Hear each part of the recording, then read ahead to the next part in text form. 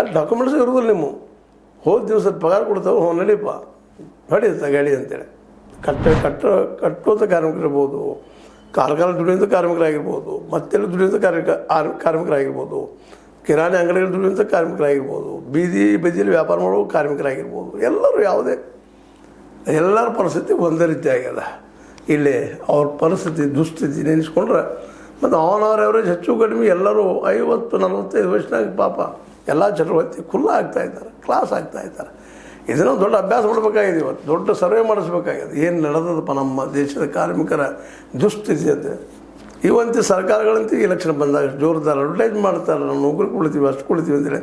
Election ಮುಗಿದು ಮರುದಿವಸ ನೋಡಿರಿ ಮೊನ್ನೆ ನಡೆದಂಥ ಪಶ್ಚಿಮ ಬಂಗಾಳದಾಗಿರ್ಬೋದು, ಬಿಹಾರದಾಗಿರ್ಬೋದು ಜೋರ್ದಾರಾಗಿ ಪ್ರಚಾರ ಮಾಡೇ ಮಾಡ್ರು, ಗ್ಯಾರಂಟಿ ಆ ಗ್ಯಾರಂಟಿ ಕೊಡ್ತೀವಿ ಅಂತೇಳಿ. ಈಗ ಮುಗೀತು, ಈಗ ಎಲ್ಲ ಸದ್ದ ಬಂದಾಯ್ತು. ಈಗ ಬಂದು ನಿಧಾನಕ್ಕೆ ಪೆಟ್ರೋಲ್ ದರ ಏರಾಕಿತ್ತು, ಡೀಸೆಲ್ ದರ ಏರಾಕಿತ್ತು, ಮಾರ್ಕೆಟ್ ತುಟ್ಟಿ ಆಗಿತ್ತು. ಇಲೆಕ್ಷನ್ ಸಂದರ್ಭದಾಗ ಅಷ್ಟೇ ನೋಡ್ರಿ ಒಂದಿಷ್ಟೇನೋ ಒಂದು ಏನಪ್ಪ ಒಂದು ಹಂತಕ್ಕೆ ಬಂದು ನಿಂತಿರ್ತಾವೆ. ಎಲೆಕ್ಷನ್ ಮುಗಿದು ಮತ್ತೆ ಏರಿಸು. ಹೀಗಾಗಿ ಕಾರ್ಮಿಕರ ದಿನವನ್ನು ಸುಮ್ಮನೆ ಒಂದು ಹಾಸ್ಯಕ್ಕಾಗಿ ವ್ಯಂಗ್ಯಕ್ಕಾಗಿ ಮಾಡ್ತಾಯಿದ್ದೀವಿ ಅಂತ ಅನಿಸ್ಲಿಕ್ಕತ್ತದ. ಏನೋ ಆಗಲಿ ಕಾರ್ಮಿಕರ ದಿನದಿಂದ ಆದರೂ ನಾವು ಒಂದು ಸ್ವಲ್ಪ ನೆನೆಸ್ತಾ ಇದ್ದೀವಿ ಅವರನ್ನು. ಅದ್ರ ಜೊತೆಗೆ ಅವ್ರ ಹೆಸರನ್ನು ನಾವು ಸುಟ್ಟಿಗಳನ್ನು ತಗೊಳ್ತಾ ಇದ್ದೀವಿ. ಅದು ಇದೊಂದು ರೀತಿ ವ್ಯಂಗ್ಯ ಅಂತಿರೋ ವಾಸ್ತವ ಅಂತಿರೋ ಏನೋ ಗೊತ್ತಿಲ್ಲ. ಬಟ್ ಈ ದೇಶದ ಒಂದು ಸತ್ಯನ ಇದು.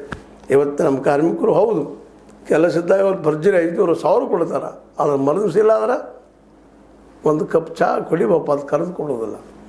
ಹೀಗಾಗಿ ಇವತ್ತು ನಮ್ಮ ಕಾರ್ಮಿಕ, ರೈತ ಕಾರ್ಮಿಕ ಇರಲಿ ಅಥವಾ ಕೃಷಿ ಕೂಲಿ ಇರಲಿ ಅಥವಾ ಕಾರ್ಖಾನೆ ಕಾರ್ಮಿಕ ಇರಲಿ ಅಥವಾ ಬೀದಿ ದುಡಿಯುವಂಥ ವ್ಯಕ್ತಿ ಇರಲಿ ಇಲ್ಲ ಹಾಲು ಇರಲಿ, ವಸ್ತುವನ್ನು ತೊಗೊಂಡು ಹೋಗಿ ಮುಟ್ಟಿಸುವಂಥ ಇವೆಲ್ಲರೂ ಬದುಕು ಒಂದು ರೀತಿ ಏನಾಗಿದೆಪ್ಪ ಅಂದರೆ ಇವತ್ತು ಹೊಟ್ಟೆಗೆ ಬಟ್ಟೆನೂ ಚಕ್ರ ಗ್ಯಾರಂಟಿ ಇಲ್ಲ. ಬಟ್ಟೆ ಪಾಪ ಕೂಲಿ ನಾಲಿ ಮಾಡೋ ಬಟ್ಟೆಗಳಂತ ಯಾವ ರೀತಿ ಇರ್ತದೆ ನಿಮ್ಗೆ ಗೊತ್ತು, ಅದು ಹೇಳೋ ಅವಶ್ಯಕತೆ ಇಲ್ಲ.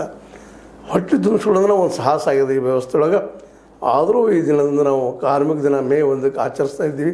ಇದೊಂದು ಪಳವಳಿಕೆ ಅಷ್ಟೇ. ಒಂದು ಕಾಲಕ್ಕೆ USSRದಲ್ಲೇ ಕಾರ್ಮಿಕರ ಗೌರ್ಮೆಂಟ್ ಇತ್ತು ಅಂತ ಅಂತಿದ್ದೀವಿ. ನಂತರದಲ್ಲಿ ಕಾರ್ಮಿಕರು ಡಿಕ್ಟೇಟರ್ ಆಯಿತು, ಮತ್ತೇನೋ ಆಯಿತು. ಆದರೆ ಎಲ್ಲ ದೃಷ್ಟಿ ನೋಡಿದಾಗ ಚೈನಾದಲ್ಲಿ ಮಾತ್ರ ಯಶಸ್ವಿ ಆಗಿದೆ. ಅಲ್ಲಿ ಕಾರ್ಮಿಕರಿಗೆಲ್ಲ